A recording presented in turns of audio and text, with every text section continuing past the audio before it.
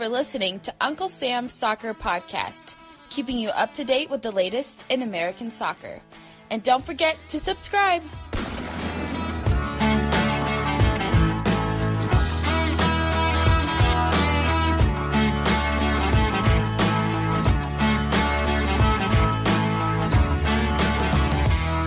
Hello, listeners. Welcome to Uncle Sam's Soccer Podcast. Steven Jotter and Armand Kafai.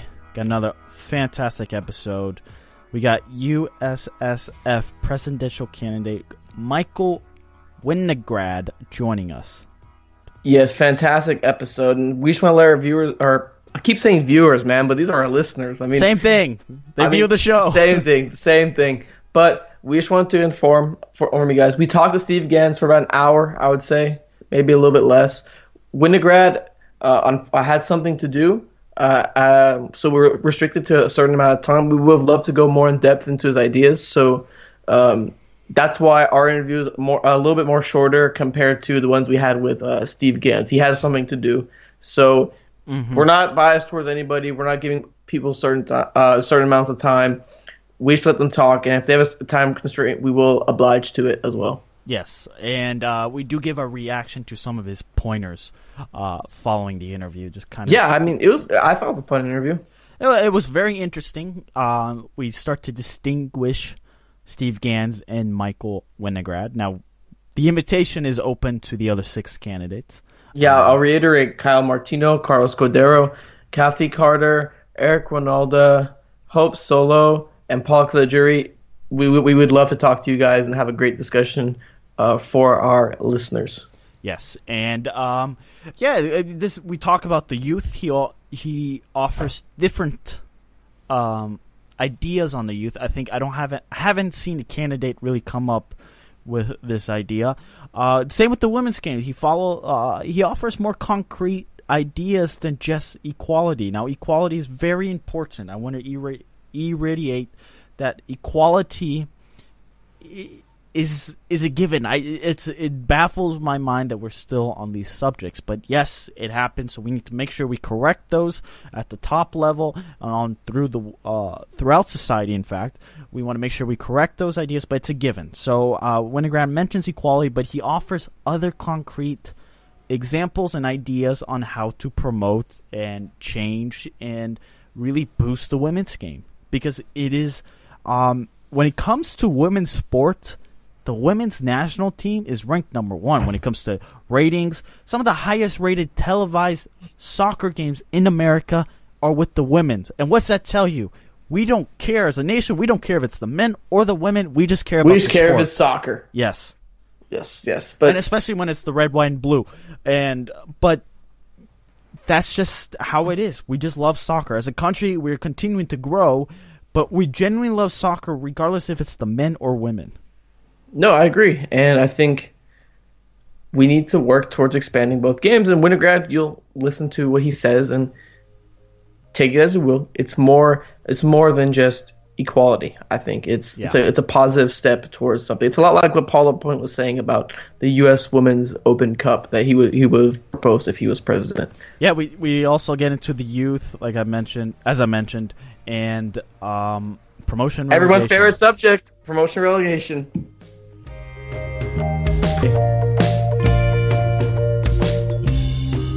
Joining us right now is USSF presidential candidate Michael Winograd. He's a leading corporate attorney, a litigator, and advisor to some of the largest companies in the United States, adjunct professor at Fordham University's Law School, and, of course, a soccer lover. How's it going, Michael? Not bad. How are you guys? We're doing great.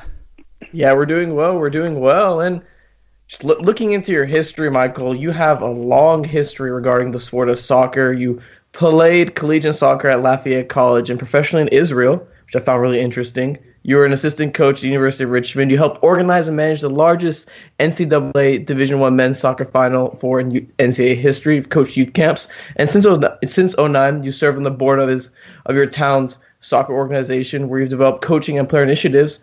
So why do you love soccer so much? Look, I've been playing soccer since I was 3 years old, and I'm sure, like everybody listening, it's just something that has always been, the essential part of my life. I mean, I've it is something that my entire life, every birthday present anybody ever got me had to do with soccer. It was just the one thing that I always loved and always will. What do you make of the current state of U.S. soccer? So what I make of the current state of U.S. soccer is, look, we've made great strides in some areas. I don't look at this as a burn it all down, we need to start from scratch. We've done a lot of really good things. Soccer is a very different animal right now than it was when I was growing up. It's night and day. I mean, when I was growing up, if you wanted to see an international soccer game, you had to get up early on a Sunday morning and watch Soccer Made in Germany. And now, my kids can go on TV and we can go on TV and almost at any point, at any time, you can find a soccer game somewhere, and a lot of times multiple games. The popularity in terms of the availability, the sport is just it's a different sport. It's a different market than it was. It's a different industry than it was when I was growing up.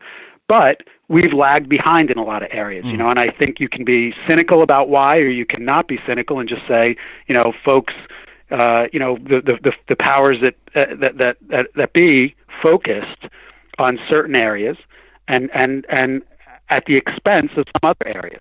And those other areas have lagged behind. So when I look at the state of soccer, again, I think we've made great strides in some areas, but some areas have lagged behind. And when you talked about the Trinidad and Tobago game, one of the things that had been building up, and I'd coached my kids for several years, both at rec and then in travel, and trained them, every week for years. When you coach, and I live in New Jersey, it's confusing. The landscape in the youth world is confusing. The decisions that are made, I always had 2 cards for each kid. I had to pull out 1 card depending on which game it was, and one league was supposed to be better, but we always beat those teams, and then we'd go to tournaments, and you never know which forms to fill out, or it all depended on the affiliation and the cards. It was a very confusing landscape for the consumer, and I put a lot of time into figuring it out. It was still confusing. Now, I think. Oh, yeah, go ahead. No, go ahead. I want to let you finish your statement. Yeah, so I think. The Trinidad, there were a lot of things brewing over time, and a lot of questions that all soccer fans were asking, right? You can say, you may have been for or against getting rid of Bob Bradley. You may have been for or against hiring Jurgen Klinsmann and giving him a new contract. But the big question, at least on my mind, was who was making these decisions and how were they being made? There was just zero transparency. And it seemed like a very small group of people were making these very large decisions. And it was unclear whether there was the right mix and group of people that were doing it. So those are the kind of things that have been brewing for a while. And the Trinidad and Tobago game really opened up the possibility to affect change. Well, I want to ask you about the failure of the World Cup. If you had been U.S. soccer president at the time, would you have handled it differently than Sunil Gulati? So do you mean if I were the president when we failed to qualify, would I have handled our failure to qualify differently? Yeah, would you have done the same steps that Gulati did? Because you had a huge uproar from, the public, the fans in particular. Yeah. Yeah, I mean, it's a hard question to answer because the relationship that I would have had as president of U.S. Soccer with the fans and with the rest of the U.S. soccer community and its constituents would have been very different than the relationship Sunil had. My governance style will be night and day. I don't believe, and let me say this, you can run a successful company as a dictator. You can do it. There are lots of companies that are run that way. I recruit law students all the time, and one of the things I say when they're looking at, my law firm and others is, you're going to be looking at a lot of really top law firms, and it'll be exciting. You'll work on cases at all of these that are on the front page of the Wall Street Journal. But there is a culture at each of them that is different, and some, for better or worse, you may like one or the other. I don't think that the type of governance where you dictate edicts from an ivory tower in Chicago is the right style of governance for U.S. soccer. So I am much more inclusive. I am much more about building a consensus, and the way to do that is by actually involving the people, the constituents, the people that are being affected by decisions in the decision-making process, so that there's ownership over that process and there's input from the people with expertise and experience. And so I think had I been president and experienced a tremendous failure like that, I think the relationship I would have had with the U.S. soccer community would have been much different. So the way I handled it would naturally have been different. I would have already had much more of a dialogue to sort of say, look, what happened? What can we do better? But that dialogue would already have been going on. It would have been much easier for me to do. It's very difficult to do that when you haven't been governing and all of a sudden something happens to suddenly switch gears and come out and say, hey, let's all sit down and talk through what happened. That's just not the incumbent sort of governance style. So I would have handled it differently. The communication would have been different, but the communication would have been different all along. So I just want to inform our viewers or our listeners, of your platform, which you talked about, which is forming and utilizing an inclusive, merit-based, transparent advisory committee for critical decisions. And these are your 3 key points they listed on your website: ensuring equal treatment for women's soccer and taking down the cost barriers in youth soccer and coaching education.